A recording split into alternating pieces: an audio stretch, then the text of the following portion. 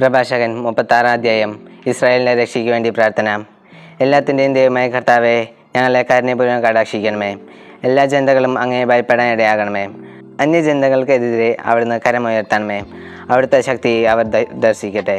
അവരുടെ മുമ്പിൽ ഞങ്ങൾ അങ്ങയെ മഹത്വപ്പെടുത്തുന്നത് പോലെ ഞങ്ങളുടെ മുൻപിൽ അവർ അവിടുത്തെ മഹത്വപ്പെടുത്തുവാൻ ഇടയാക്കണമേ. കർത്താവെ, ഞങ്ങൾ അങ്ങയെ അറിഞ്ഞതുപോലെ അവരും അങ്ങയെ അറിയുകയും അങ്ങില്ലാതെ മറ്റൊരു ദൈവമില്ലെന്ന് മനസ്സിലാക്കുകയും ചെയ്യട്ടെ. അടയാളങ്ങളും അത്ഭുതങ്ങളും വീണ്ടും പ്രവർത്തിച്ച് അങ്ങയുടെ കരബലം പ്രകടമാക്കണമേ. കോപത്തെ ഉണർത്തി ക്രോധം വർഷിച്ച് ശത്രുവിനെ നിശേഷം നശിപ്പിക്കണമേ. വാഗ്ദാനം അനുസരിച്ച് അങ്ങ് കാലത്തെ ത്വരിപ്പിക്കണമേ. അങ്ങയുടെ കരുത്തേറിയ പ്രവർത്തനങ്ങളെ ജനം പ്രകീർത്തിക്കട്ടെ. അവശേഷിക്കുന്നവൻ അങ്ങയുടെ കോപാഗ്നിയിൽ ദഹിക്കുകയും അവിടുത്തെ ജനത്തെ ദ്രോഹിക്കുന്നവൻ നാശമടങ്ങുകയും ചെയ്യട്ടെ. ഞങ്ങൾക്ക് തുല്യം മറ്റാരുമില്ലെന്ന് ജൽപ്പിക്കുന്ന ശത്രു രാജാക്കന്മാരുടെ തല തകർക്കണമേ. യാക്കോബിൻ്റെ ഗോത്രങ്ങളെ ഒരുമിച്ച് കൂട്ടുകയും അവരുടെ അവകാശം മുമ്പിലത്തെ പോലെ അവർക്ക് നൽകുകയും ചെയ്യണമേ. കർത്താവെ, അങ്ങയുടെ നാമത്തിൽ വിളിക്കപ്പെട്ട ജനത്തിൻ്റെ മേൽ ആദ്യജാതനെ പോലെ അങ്ങ് പരിഗണിച്ച ഇസ്രായേലിൻ്റെ മേൽ കരുണയുണ്ടാകണമേ. അങ്ങയുടെ വിശുദ്ധ മന്ദിരം സ്ഥിതി ചെയ്യുന്ന നഗരത്തോട്, അങ്ങയുടെ വിശ്രമ സങ്കേതമായ ജെറുസലേമിനോട് കരുണ തോന്നണമേ. അങ്ങയുടെ അത്ഭുത പ്രവർത്തനങ്ങളുടെ പ്രഘോഷം കൊണ്ട് സിയോനെ നിറയ്ക്കണമേ. അങ്ങയുടെ മഹത്വം കൊണ്ട് അങ്ങയുടെ ആലയത്തെയും അങ്ങയുടെ ആദ്യ സൃഷ്ടികൾക്ക് സാക്ഷി നൽകണമേ. അങ്ങയുടെ നാമത്തിൽ അരുളി ചെയ്യപ്പെട്ട പ്രവചനങ്ങൾ പൂർത്തിയാക്കണമേ. അങ്ങയ്ക്ക് വേണ്ടി കാത്തിരിക്കുന്നവർക്ക് പ്രതിഫലം നൽകണമേ. അങ്ങയുടെ പ്രവാചകന്മാരുടെ വിശ്വാസ്യത തെളിയട്ടെ.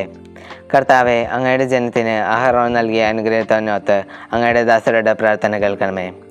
അങ്ങാണ് യുഗങ്ങളുടെ ദൈവമായ കർത്താവെന്ന് ഭൂമിയിലുള്ള സകല ജനതകളും അറിയട്ടെ. ശ്രേഷ്ഠമായത് തിരഞ്ഞെടുക്കുക. ഉത്തരം ഏത് ഭക്ഷണവും സ്വീകരിക്കുന്നു, എങ്കിലും അവയ്ക്ക് തമ്മിൽ ഭേദമുണ്ട്. നാവ് രുചി കൊണ്ട് ഇറച്ചി തിരിച്ചറിയുന്നത് പോലെ സൂക്ഷ്മ ബുദ്ധി വ്യാജവാക്ക് തിരിച്ചറിയുന്നു. കുടില ബുദ്ധി ദുഃഖം വിതയ്ക്കുന്നു, അനുഭവസമ്പന്നൻ അതിനു പകരം വീട്ടും. സ്ത്രീ ഏത് പുരുഷനെ സ്വീകരിക്കും, എന്നാൽ പുരുഷൻ എല്ലാ സ്ത്രീകളെയും അനുരൂപികളായി പരിഗണിക്കുന്നില്ല. സ്ത്രീകളുടെ സൗന്ദര്യം പുരുഷനെ സന്തുഷ്ടനാക്കുന്നു, മറ്റെല്ലാ ആഗ്രഹങ്ങൾക്കും ഉപരിയാണത്. അവളുടെ ഭാഷണം വിനയവും സൗമ്യതയും നിറഞ്ഞതാണെങ്കിൽ അവളുടെ ഭർത്താവ് മറ്റുള്ളവരെക്കാൾ ഭാഗ്യവാനാണ്. ഭാര്യയാണ് പുരുഷൻ്റെ ഏറ്റവും വലിയ സമ്പത്ത്, അവൻ്റെ തുണയും താങ്ങും അവൾ തന്നെ.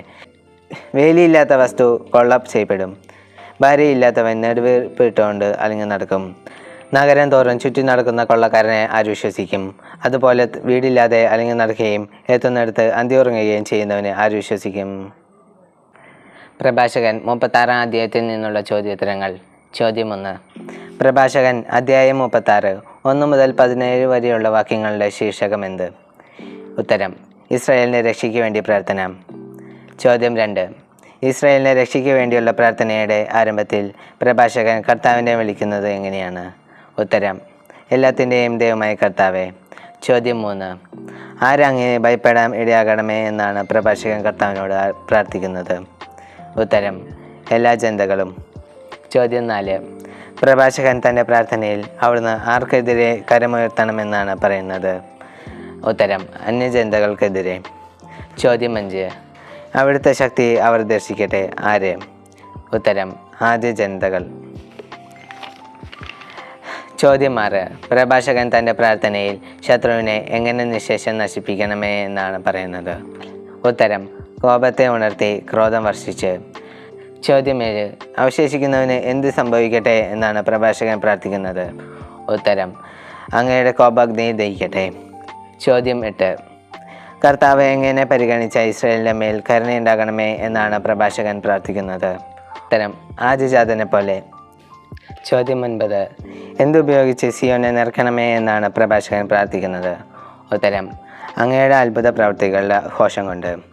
ചോദ്യം 10. എന്ത് ഉപയോഗിച്ച് അങ്ങയുടെ ആലയത്തെ നിറയ്ക്കണമേ എന്നാണ് പ്രഭാഷകൻ പ്രാർത്ഥിക്കുന്നത്? ഉത്തരം: അങ്ങയുടെ മഹത്വം കൊണ്ട്.